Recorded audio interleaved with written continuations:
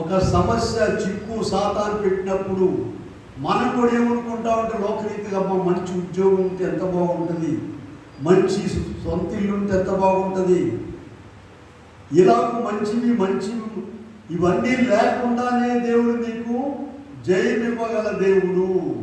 అయితే నీ ఒళ్ళొంది ప్రార్థన చేస్తూ ఊరికిన పైనుండి రావండి. నేను ప్రార్థన చేయకుండా అటు ఇటు తిరుగుతుంటామండి, మాకు దేవుడు అన్ని ఇవ్వండి ఇస్తాడమ్మా.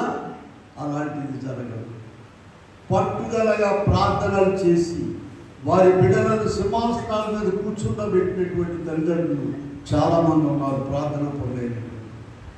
కనుక ఇక్కడ మనం చూస్తే దావీదు గారికి రెండు పద్ధతులు ఉన్నాయి. ఒకటి లోక సంబంధమైన పద్ధతి. ఈయన రాజుగారి వైపు కానీ సైన్యం వైపు చుట్ల దావీదు గారు చూపంతా పరలోకం వైపే ఉంది. ఛాలెంజ్ చేశాడు. మీకు చూపిస్తాను చూడండి. దావీదు యొక్క